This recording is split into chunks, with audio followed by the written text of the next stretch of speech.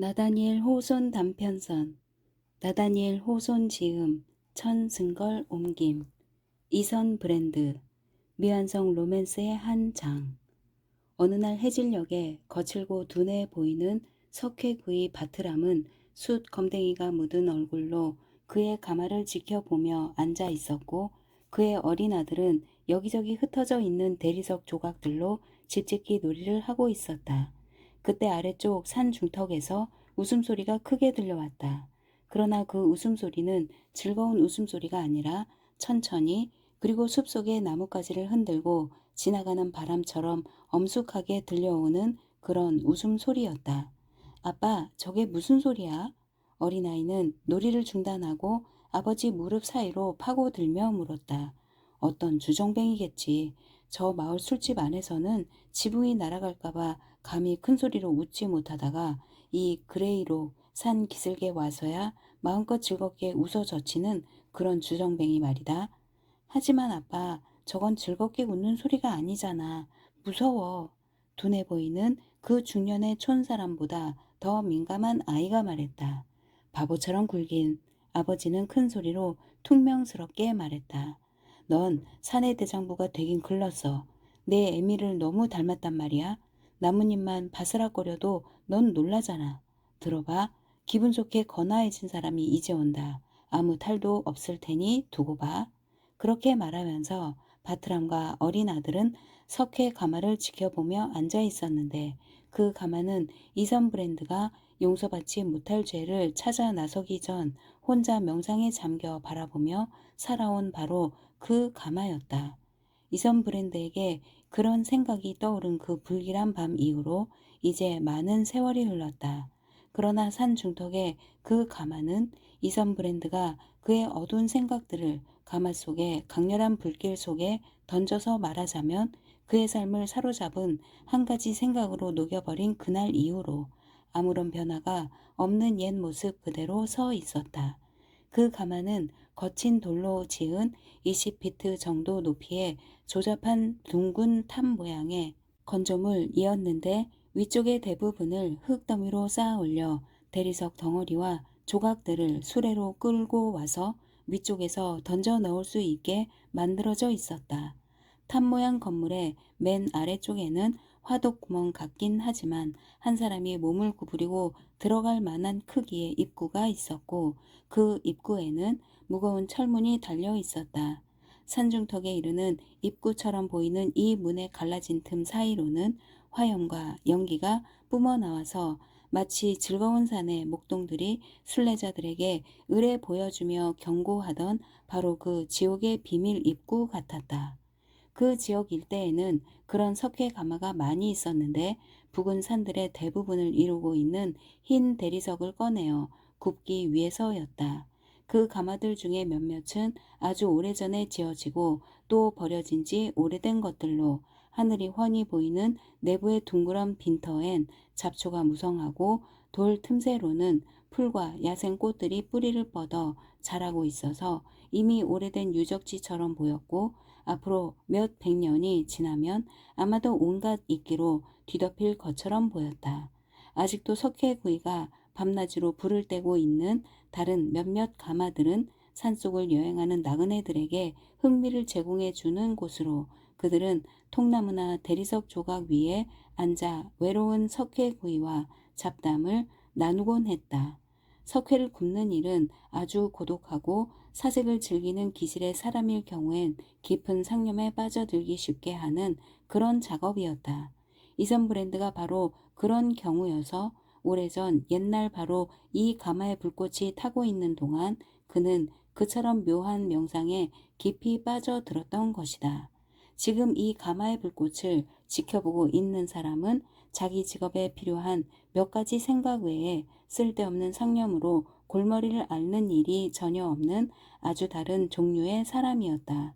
그는 자주 쩔그럭거리는 쇠문을 열고 강한 불빛에서 얼굴을 돌린 채 큰 참나무 더미를 밀어넣기도 하고 긴 막대기로 엄청난 양의 불더미를 휘젓기도 했다. 화로 안에서는 맹렬히 휘감기며 타오르는 불길과 그 강한 열에 거의 녹으며 타 내리는 대리석이 보였다. 한편 밖에서는 불빛이 어둠 속에 얽혀 있는 주위의 숲을 떨리며 되비치고 그 불빛의 전면으로는 오두막집과 문 옆의 샘과 숯검댕이가 묻은 건장한 석회구이의 모습과 아버지의 그늘로 피하듯 움츠러 들어간 겁먹은 아이의 모습이 불굴의 밝은 한 폭의 그림처럼 드러나 보였다. 가마의 쇠문이 닫히자 반달의 연한 달빛이 다시 나타나서 주위의 산들의 불분명한 모습을 밝혀 보이려 했지만 제대로 뜻을 이루지 못했다. 계곡 아래쪽에서 햇빛이 사라진 지는 아주 오래지만 위쪽 하늘에는 장밋빛 황혼에 아직 희미하게 물들어 있는 한때의 구름이 흘러가고 있었다. 산 중턱을 올라오는 발걸음 소리가 들리고 큰 나무들 밑에 관목 숲을 제치는 사람의 모습이 보이자 어린아이는 아버지 쪽으로 더 바싹 다가붙었다. 어이, 거 뉘시오? 석회구이는 아이의 소심함에 화가 나면서도 한편으로는 자신도 그 영향을 받으며 큰 소리로 외쳤다. 이리로 나와서 남자답게 얼굴을 보이시오. 안 그러면 이 대리석 덩어리를 머리에 던지겠소? 환영치곤 너무 거칠군. 낯선 사람이 다가오면서 음울한 목소리로 대꾸했다. 하지만 내 화로가라 하더라도 더 친절한 환영을 바라지도 요구하지도 않겠소? 바트람이 그의 모습을 더 자세히 보려고 가마의 쇠문을 열자 강렬한 불빛이 왈칵 몰려 나오면서 그 낯선 사람의 얼굴과 모습의 정면으로 쏟아졌다. 무심코 보면 그 사람의 모습에는 별로 두드러져 보이는 점이 없었다. 그는 시골서 만든 거친 갈색 양복 차림에 키가 크고 마른 편이었고 나그네에게 어울리는 무거운 신발에 지팡이를 들고 있었다. 그는 다가오면서 난로의 밝은 불빛을 그의 유난히 반짝이는 눈으로 뚫어지게 바라보았다. 그 시선은 마치 그가 난로의 불빛 안에서 뭔가 주목할 만한 중요한 것을 보았거나 보기를 기대하는 것 같은 그런 시선이었다. 안녕하시오. 그런데 이 늦은 시간에 어디서 오시는 거요? 바트람이 물었다. 탐색의 길에서 돌아오는 길이요. 드디어 탐색이 다 끝나서 말이요. 나그네가 대답했다. 취했군. 아니면 미쳤거나. 이 친구 때문에 골치 좀 썩히겠는데 빨리 쫓아 보내는 게 상책이겠군. 바트람은 혼자서 속으로 중얼거렸다. 어린아이는 무서워서 부들부들 떨면서 불빛이 너무 많이 새어나오지 않도록 가마의 문을 제발 닫아달라고 아버지에게 속삭였다. 왜냐하면 나그네의 얼굴에는 보기가 두려우면서도 거기서 눈을 돌릴 수 없는 무엇인가가 담겨 있었기 때문이었다. 사실 둔하고 멍한 감각의 석회구이조차도 희끗희끗한 머리가 헝클어져 있는 나그네의 마르고 거친 그러나 깊은 생각에 잠긴 듯한 얼굴과 마치 신비한 동굴 입구에서 비치는 불빛 같은 푹 꺼진 눈의 광채에서 뭐라고 형용기 어려운 이상한 어떤 것을 느끼기 시작하고 있었던 것이다. 그러나 그가 가마문을 닫자 나그네는 그를 향해 아주 차분하고 친근한 태도로 말을 걸어와서 바트람은 그가 제정신을 가진 정상적인 사람이라고 다시 느끼기 시작했다. 당신 작업이 이제 끝나가는구려. 보아하니 대리석은 벌써 3일이나 구워져서 몇 시간만 더 지나면 곧 석회로 바뀌겠구먼. 아니 당신 뉘시오. 이 일을 나만큼이나 잘 알고 있는 것 같은데. 석회구이가 놀라서 말했다. 당연히 그럴만 하지요. 아주 오랫동안 여기 바로 이 자리에서 같은 일을 했으니까. 하지만 당신은 이 지방의 새로운 사람 같구려. 이선 브랜드라는 사람에 대해서 들어봤소? 용서받지 못할 죄인가 뭔가 찾아 나섰다는 사람 말이오? 바트람이 웃으며 물었다. 맞소. 그가 찾던 것을 찾아내서 이제 다시 돌아온 것이오. 아니 그럼 당신이 이선 브랜드란 말이오? 석회구이가 놀라 소리를 질렀다. 이야기하신 대로 나는 이 지방의 새로운 사람인데 사람들 말이 당신이 그레이록을 떠난 지 18년이 되었다더군요. 하지만 아직까지도 저 아래 동네 사람들은 이선 브랜드에 대해 이야기하면서 그를 석회 가마에서 떠나게 한 그 묘한 탐색 작업인가 뭔가에 대해 말들을 하죠. 그래, 그 용서받지 못할 죄라는 걸 찾아냈다고요? 그렇소. 나그네는 차분하게 말했다. 글쎄 그게 정상적인 이야기인지는 모르겠소만 도대체 그게 어디 있다는 말입니까? 바트람이 계속 물었다. 이선 브랜드는 손가락으로 자신의 가슴을 짚으면서 대답했다. 바로 여기지요. 그러고는 자기 자신의 가장 가까이 있는 것을 찾아서 온 세상을 헤매다니고 자신의 가슴은 제외해 놓고 다른 사람의 가슴 속에 숨겨져 있는 비밀만을 찾아내려고 그처럼 애썼던 그 어리석은 모순에 대한 내키지 않은 깨달음의 허탈감을 느낀 듯 즐거움이 전혀 담기지 않은 얼굴로 자신을 조소하는 웃음을 터뜨렸다. 그 웃음소리는 나그네가 다가오는 것을 알리면서도 그 석회구이를 약간 놀라게 했던 바로 그 천천히 무겁게 들리던 웃음소리였다.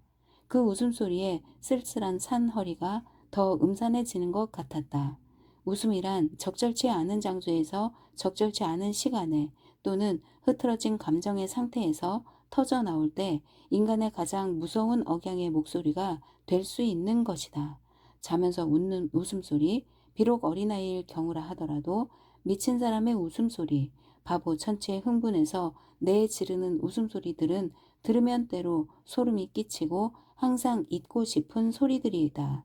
그래서 시인들은 악마나 도깨비가 내는 소리 중에서 공포감을 가장 적절히 나타내는 소리가 웃음소리라고 상상해 온 것이다.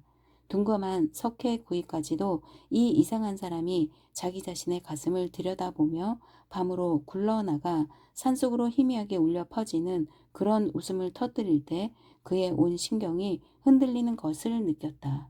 조, 얼른 마을 주막에 뛰어가서 거기 있는 사람들한테 이선 브랜드가 돌아왔다고 그리고 그 용서받지 못할 죄라는 걸 찾았더라고 전해라. 그는 어린 아들에게 일렀다. 아이는 곧 뛰어나갔다. 이선 브랜드는 아버지의 심부름에 반대하지 않았는데 그 말에 별로 신경을 쓰는 것 같지도 않았다. 그는 통나무에 앉아서 가마의 쇠문을 계속 응시하고 있었다. 아이의 모습이 시야에서 사라지고 처음에는 낙엽을 다음에는 돌 자갈길을 밟고 가는 아이의 빠르고 경쾌한 발걸음 소리가 안 들리게 되자 그 석회구이는 아이를 보낸 걸 곧 후회하기 시작했다. 그는 어린아이의 존재가 그 나그네와 자신 사이에 장벽 역할을 해 주었음을, 그래서 하늘이 자비를 베풀 수 없는 유일한 죄악을 자신이 범했노라고 고백하는 이 사람과 이제 가슴과 가슴을 마주하고 직접 대면해야 함을 느꼈다. 그 죄악이라는 것이 불분명한 어둠으로 그에게 그늘을 들이우는 듯했다. 그 석회구이 자신이 범한 죄들이 마음속에서 일어나면서 사악한 여러 가지 모습으로 그의 기억을 혼란스럽게 만들었는데 그 악의 모습들은 그것이 무엇이든 간에 인간의 타락한 천성이 생각해내고 품을 수 있는 그런 대죄와 자신들이 동족임을 주장하고 있었다. 그 죄악들은 결국 모두 한 뿌리의 것이었다. 그래서 그것들은 그의 가슴과 이선 브랜드의 가슴 사이를 왔다 갔다 하며 서로 어두운 인사를 나누고 있었다.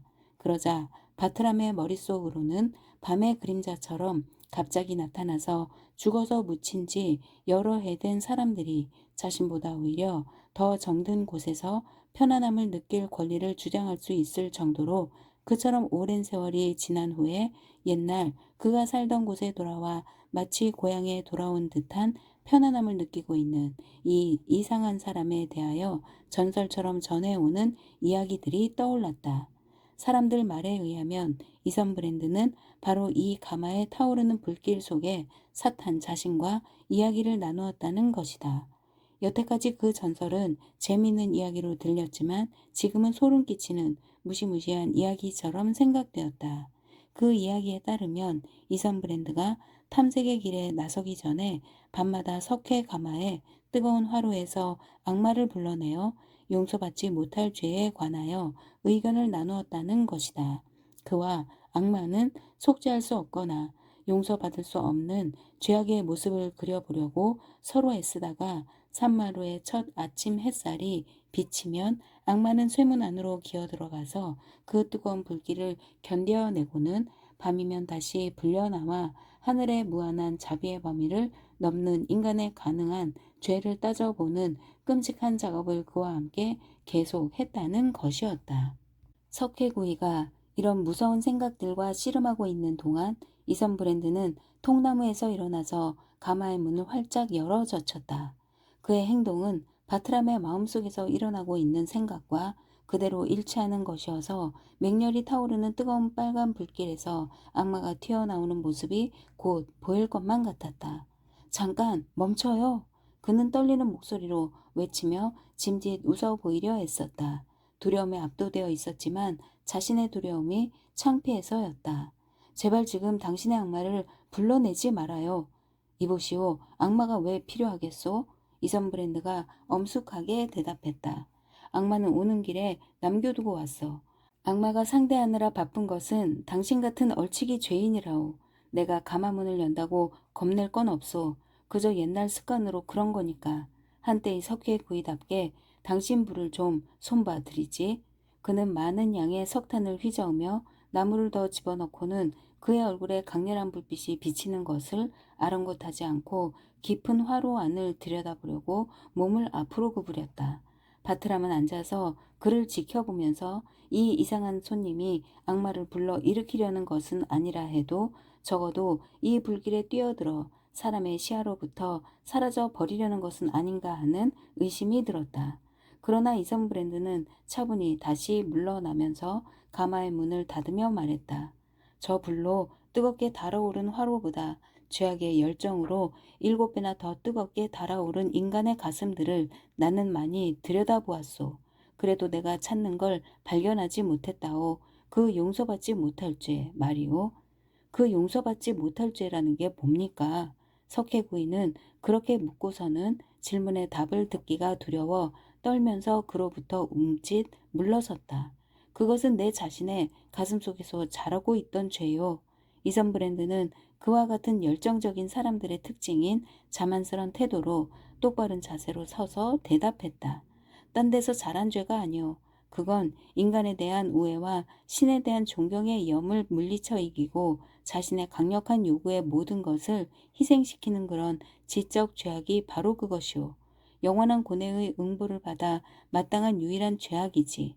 다시 또 그렇게 된다 해도 난 그 죄를 거침없이 범할 것이오. 그리고 그 응보를 당당히 받아들일 것이오. 이 사람 머리가 돌았군. 바트람은 혼자 중얼거렸다. 우리보다 더할 것도 없고 그저 우리 모두와 마찬가지로 아마도 죄인이겠지. 하지만 분명 이 사람은 미친 사람이야. 그렇게 생각하면서도 그는 이 황량한 산허리에서 이선 브랜드와 단둘이만 이렇게 있다는 사실에 불안감을 느꼈다.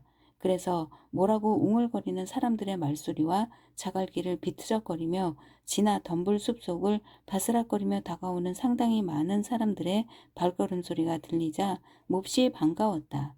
곧이어 마을 주막에 늘 죽치고 앉아있는 게으른 무리의 사람들 한때가 나타났는데 그 중에는 이선 브랜드가 떠난 이후로 겨울철 내내 바룸 난로가에 앉아 필리프 칵테일을 마시고 여름철 내내 현관 아래쪽에 앉아 파이프 담배를 피우며 지내온 서너 사람이 포함되어 있었다. 큰 소리로 웃음을 터뜨리고 허물없이 이런저런 말들을 주고받으면서 그들은 석회 가마 앞에 공터를 밝혀주고 있는 좁게 새어나오는 불빛과 달빛 속으로 그들의 모습을 한꺼번에 드러냈다. 바트람은 모든 사람들이 이선 브랜드를 잘 보도록 그리고 이선 브랜드도 그들을 잘 보도록 가마문을 약간 열어서 공터로 불빛이 흘러나오게 했다.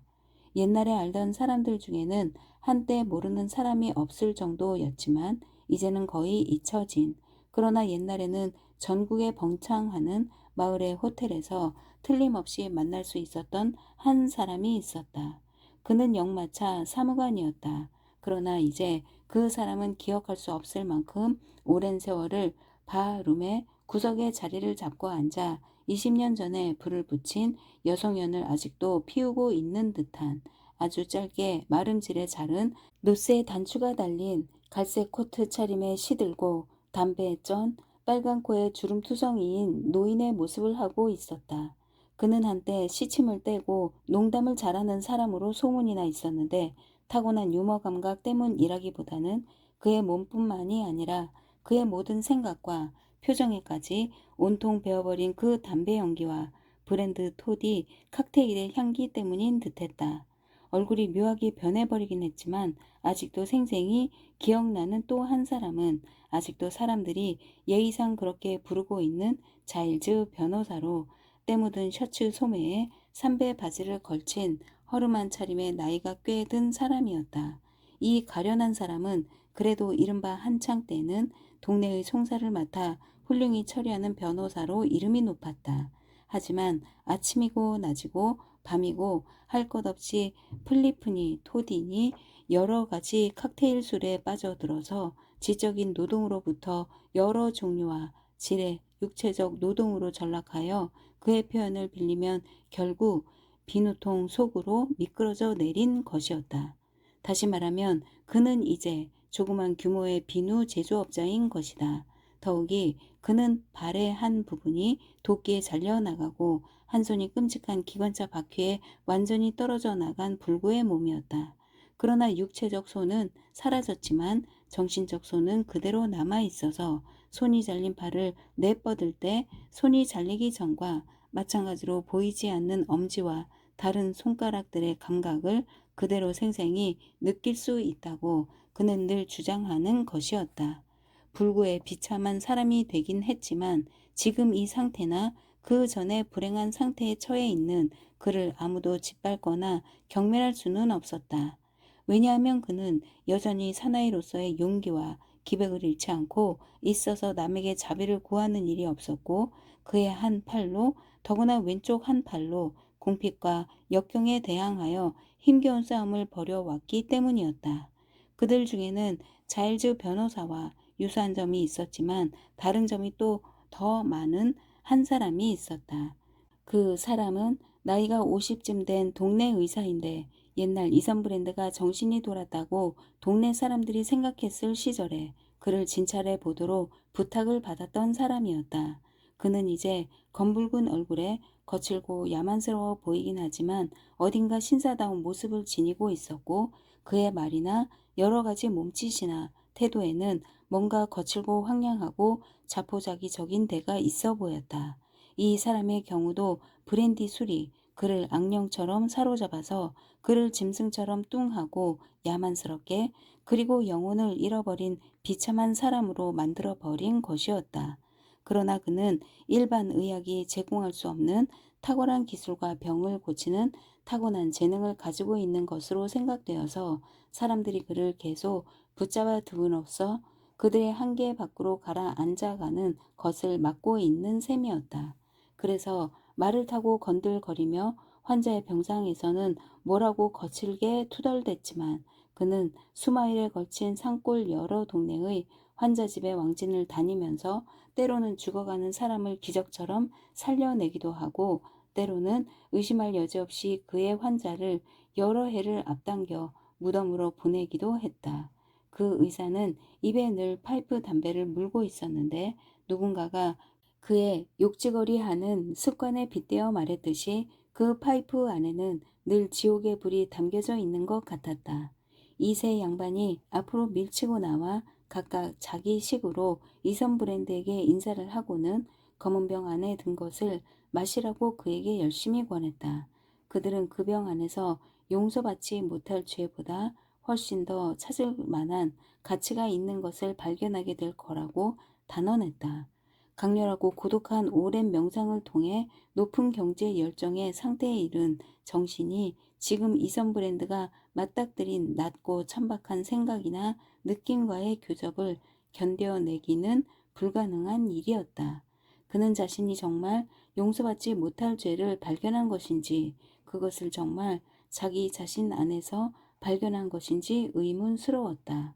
그리고 이상하게 들릴지 모르지만 그 의문은 아주 고통스러운 것이었다.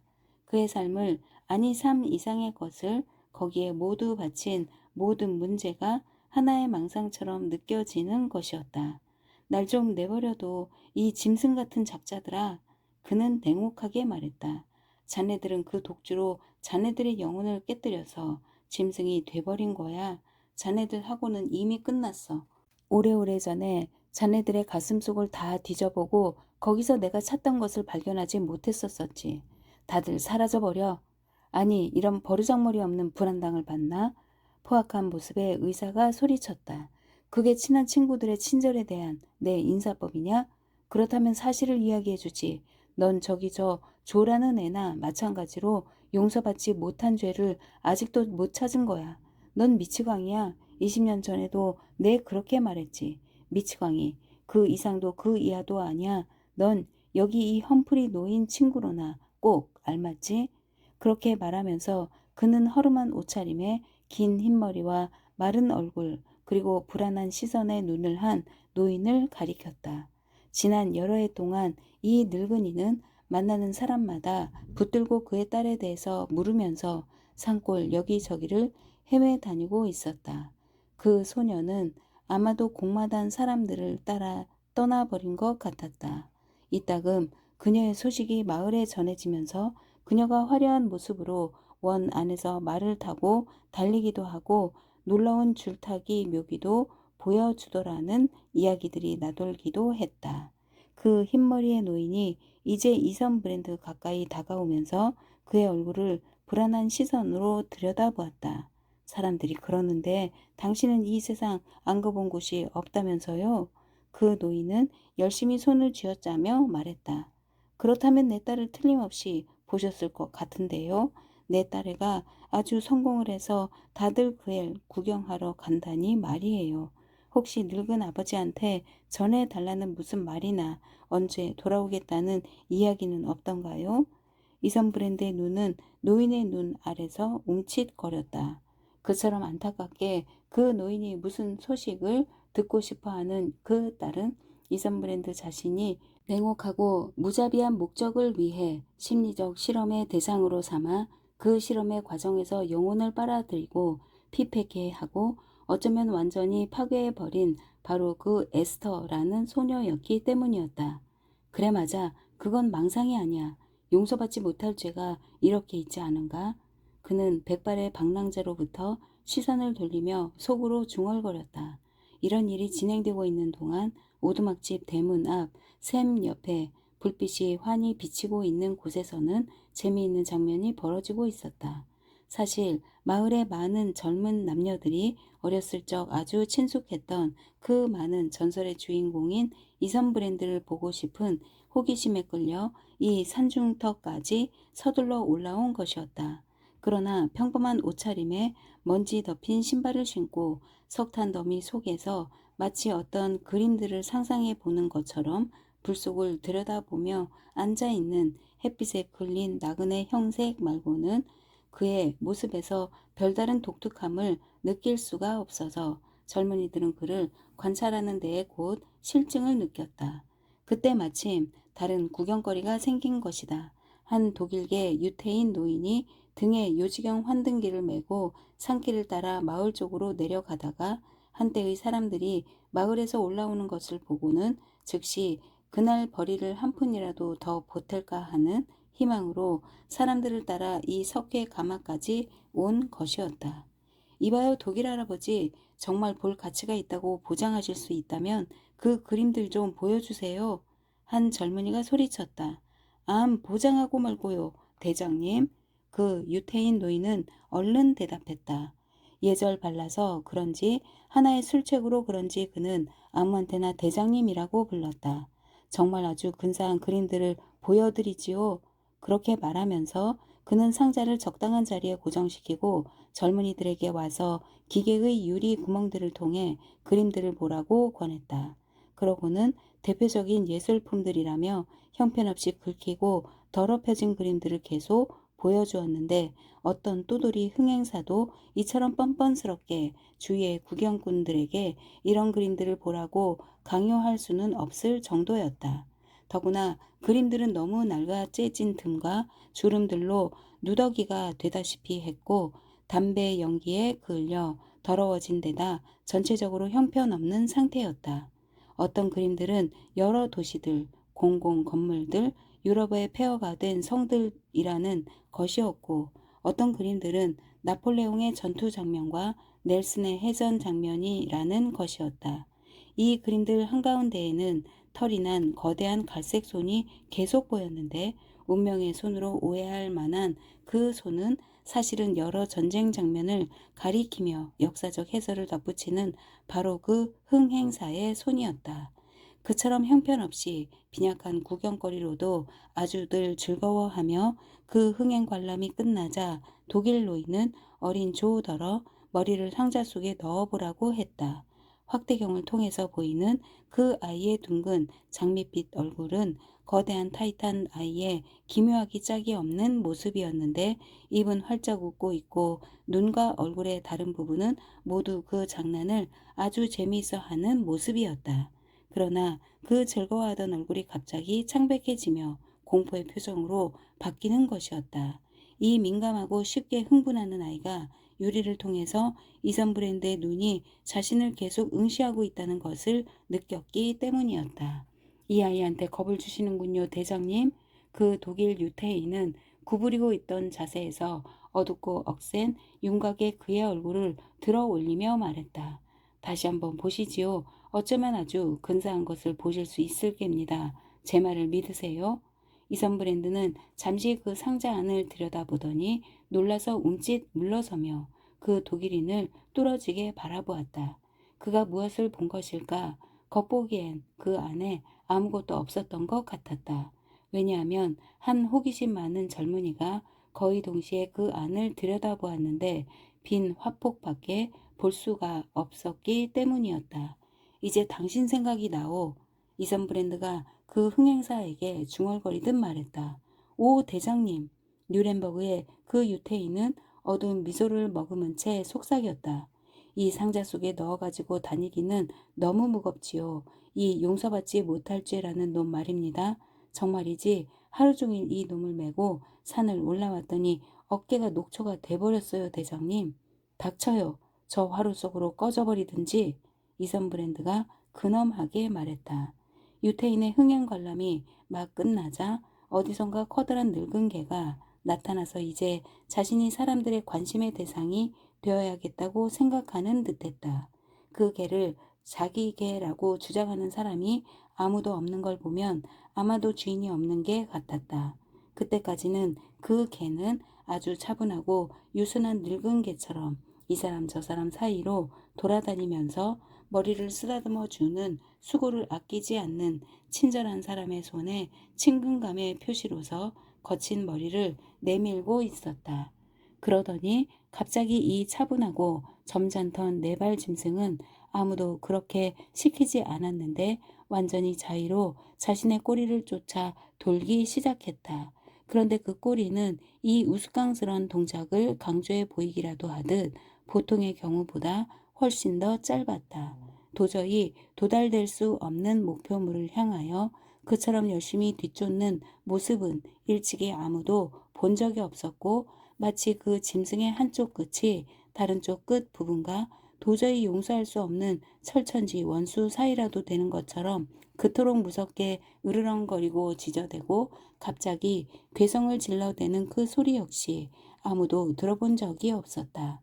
개는 점점 더 빨리 빙글빙글 돌고 도저히 도달될 수 없는 짧은 꼬리는 점점 더 빨리 달아나고 있었으며, 분노와 적에 가득 찬 그 소리는 점점 더 크고 사나워져 갔다. 결국 완전히 녹초가 되고 목표물은 더 멀어진 상태로 그 어리석은 늙은 개는 처음 시작할 때와 마찬가지로 아주 갑작스레 동작을 그쳤다. 그 다음 순간 개는 처음에 사람들과 친근하게 어울릴 때처럼 차분하고 유순하고 지각 있고 점잖은 모습으로 다시 돌아갔다. 쉽게 상상할 수 있듯이 그 구경거리에 사람들은 온통 웃고 박수를 치고 앵콜을 외쳤고, 그 개 연기자는 별로 흔들 것도 없는 짧은 꼬리를 흔들며 환호에 답했지만 구경꾼들을 즐겁게 할 그의 성공적인 노력을 반복할 능력은 완전히 상실한 것 같았다. 그러는 동안 이선 브랜드는 통나무 위에 다시 자리를 잡고 앉아 어쩌면 자신의 경우와 제 자신을 쫓는 그 개 사이의 유사성을 깨달으면서 그 으스스한 웃음을 다시 터뜨렸다. 그 웃음소리는 그 어떤 것보다도 그의 내적 존재의 상태를 잘 표현해주고 있는 듯했다. 그 순간부터 사람들의 즐거움은 끝난 것이었다. 그들은 그 불길한 웃음소리가 지평선 주위로 울려 퍼지고 산들이 그 소리를 천둥소리처럼 크게 되울려서 그 공포의 소리가 그들의 귀에 계속 울리지나 않을까 두려워 겁에 질린 모습으로 서 있었다. 이윽고 그들은 달도 거의 지고 8월 밤이 이제 쌀쌀해지는 늦은 시간이 되었다고 서로 속삭이면서 석회구이와 어린 조만을 달갑지 않은 그들의 손님과 함께 있도록 남겨두고 서둘러 그들의 집으로 돌아갔다. 이 세 인간을 제외하고는 산 허리에 열린 공간은 거대한 숲의 어둠 속에 고독 속에 잠겨 있었다. 어슴푸레한 가장자리 너머로 소나무들의 당당한 몸통과 거의 검은색의 솔잎들이 어린 참나무며 단풍나무며 포플러 나무들의 좀 더 밝은 초록색과 뒤섞여 있는 모습, 그리고 여기저기 낙엽에 덮인 흙 위에서 썩어가고 있는 거대한 죽은 나무들의 잔해가 가마 불빛에 희미하게 드러나 보였다. 겁이 많고 상상력이 풍부한 아이인 조에게는 마치 무슨 끔찍한 일이 일어날 때까지 그 고요한 숲이 숨을 죽이고 있는 것처럼 느껴졌다. 이선 브랜드는 불 속으로 나무 더미를 더 집어넣고 가마의 문을 닫았다. 그러고는 어깨 너머로 석회구이와 그의 아들을 돌아보며 그만 가서 쉬라고 권하기보다는 명령하는 듯한 어조로 말했다. 난 어차피 잠이 올 것 같지 않소. 좀 깊이 생각해 봐야 할 문제도 있고 옛날에 하던 식으로 내가 불을 봐주겠소? 그러면서 불에서 악마를 불러내서 말벗 삼으시려는 거겠지? 위에서 언급한 그 검은 병에 담긴 술을 계속 마시고 있던 바트람이 중얼거렸다. 하지만 원하신다면 불을 봐줘도 좋고 악마들을 얼마든지 불러내도 좋소. 나야 한숨 붙일 수 있으면 그럴수록 더 좋지. 줘, 가자. 아이는 아버지를 따라 오두막집으로 들어가면서 나그네를 돌아다 보았다. 아이의 눈에는 눈물이 고였다. 그 여린 마음으로 이 사람이 스스로 자신을 가두고 있는 황량하고 끔찍스러운 고독을 직감적으로 느꼈기 때문이었다. 그들이 사라지자 이선 브랜드는 불붙은 나무 더미가 튀며 타는 소리를 들으면서 문틈으로 새어 뿜어져 나오는 작은 불길을 바라보았다. 그러나 한때 그처럼 익숙했던 이런 사소한 일들은 이제 그의 주의를 거의 끌지 못했고 자신을 온통 바쳤던 그 탐색과 작업이 그에게 가져온 서서히 이루어진 그러나 엄청나게 달라진 그 변화를 마음속 깊이 되새겨 보고 있었다. 아주 옛날 그가 소박하고 다정한 사람으로 가마불을 피우고 불이 타는 동안 명상을 즐기던 시절, 밤이슬이 내리던 일이며 어두운 숲이 속삭이던 일이며 별빛이 그에게 쏟아지던 일들이 생각났다. 후에 그의 삶의 영감이 된 그 생각들에 대한 깊은 명상에 처음 빠져들기 시작했을 때 그가 지니고 있던 부드러움, 인간에 대한 사랑과 연민의 정, 그리고 인간의 죄와 슬픔에 대한 동정심도 생각이 났다. 그리고 그때는 인간의 가슴을 근원적으로 성스러운 신전 같은 것으로 아무리 세속적으로 타락한다 해도 형제로서 신성하게 생각해야 할 것으로 보면서 얼마나 한 외경감을 가지고 인간의 가슴을 들여다 보았던가. 또 얼마나 강렬한 두려움을 느끼며 그의 탐색의 성공을 후회하고 제발 용서받지 못할 죄가 그에게 드러나 보이지 않기를 기도했던가 하는 생각들도 떠올랐다. 그리고 그 후 그 과정에서 그의 정신과 가슴 사이에 균형을 무너뜨린 그 커다란 지적 발전의 단계가 뒤따른 것이었다. 그의 삶을 사로잡은 그 한 가지 생각은 그에게 하나의 교육적인 수단으로 작용했다.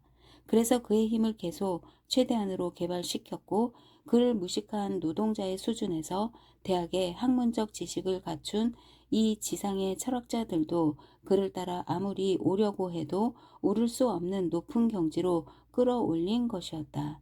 그의 지적인 힘에 대해서는 이 정도로 이야기하자. 그러면 그의 가슴은 어떻게 되었는가?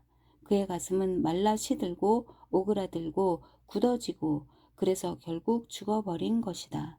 그의 가슴은 모든 사람들의 맥박과 함께 뛰기를 멈추고 자석처럼 서로 달라붙어 있는 인간성의 고리를 놓쳤다. 그는 더 이상 우리 인간의 공통된 본성의 방이나 감방을 성스러운 공감의 열쇠로 그 모든 비밀을 함께 나눠 가질 권리를 우리에게 주는 그 열쇠로 열 수 있는 형제가 아니었던 것이다. 그는 이제 인간을 실험의 대상으로 삼고 마침내 인간을 꼭두각시로 만들어서 자신의 연구에 필요한 정도의 죄악을 범하도록 줄을 당겨 조정하는 그런 냉혹한 관찰자가 되어버린 것이다. 그렇게 해서 이선 브랜드는 악마가 된 것이었다. 도덕적인 본성이 지적인 힘과 같은 보조로 발전해 가기를 그친 그 순간부터 그는 악마가 된 것이다.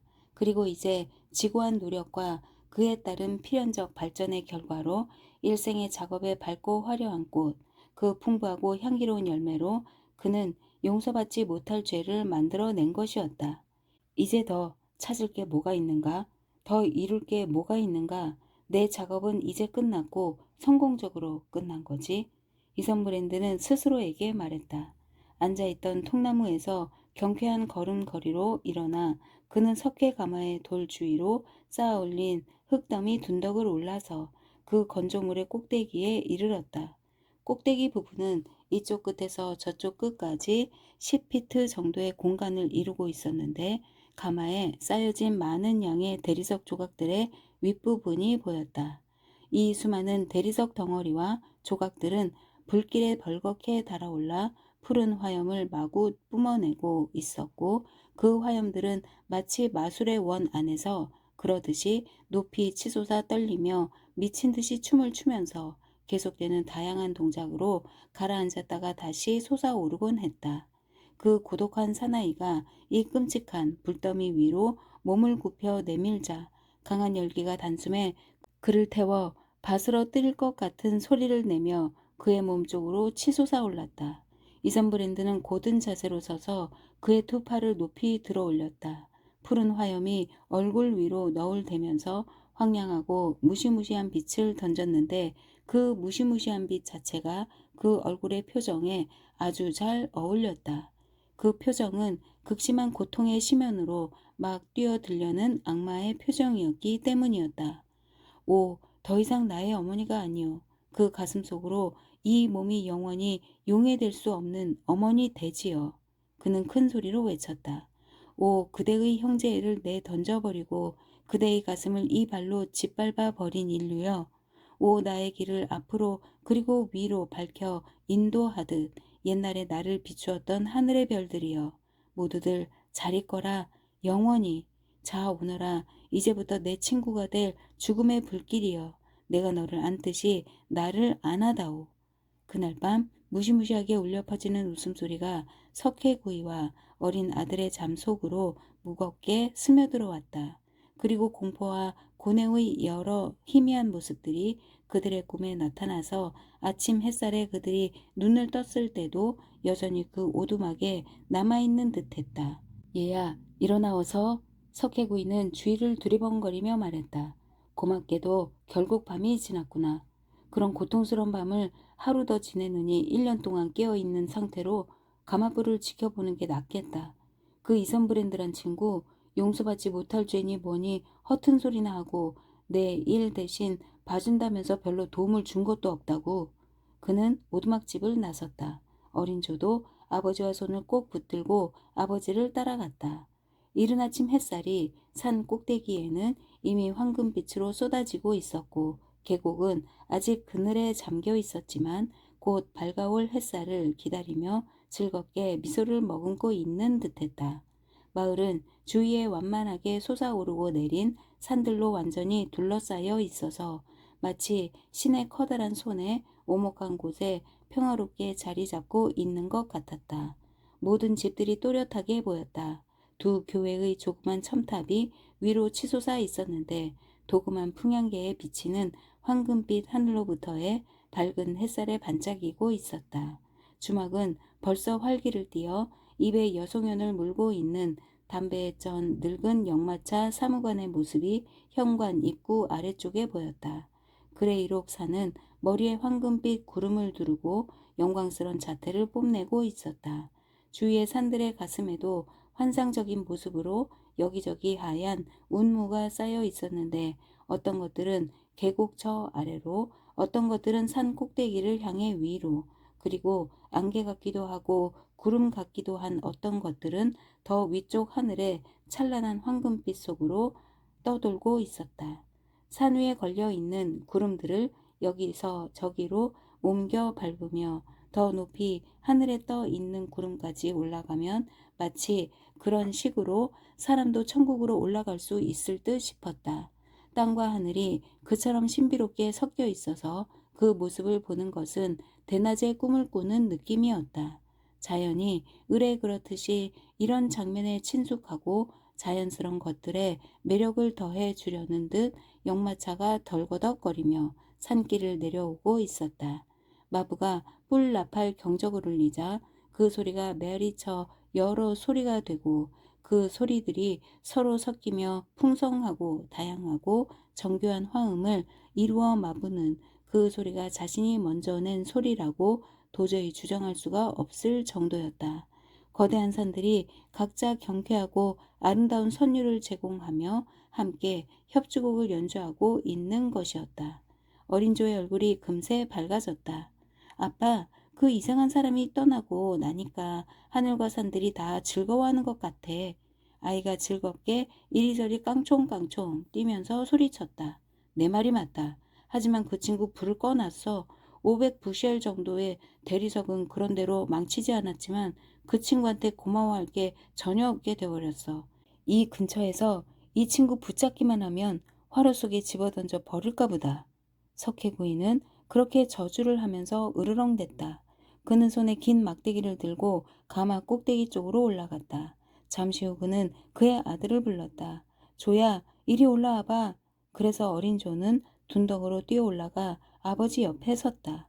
대리석은 다 타서 눈처럼 흰 완벽한 석회가 되어 있었다. 그러나 그 원 한가운데 표면에는 마찬가지로 눈처럼 희게 완전히 석회가 된 사람의 해골이 마치 오랜 노고 후에 오래도록 쉬려고 누운 사람의 자세로 놓여 있었다.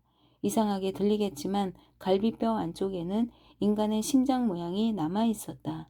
그 친구 심장은 대리석으로 만들어졌단 말인가? 그 이상한 현상에 어리둥절해져서 바트람이 말했다. 어쨌든 그 친구 특별히 좋아 보이는 양질의 석회로 타버렸군. 뼈를 다 합치면 반 부쉘 정도는 될 테니 그 친구 덕에 그만큼 더 득을 받구만. 그렇게 말하면서 그 거친 석회구이는 막대기를 들어 그 해골 위로 떨어뜨렸다. 이선 브랜드의 잔해는 그렇게 해서 여러 조각으로 무너져 내렸다.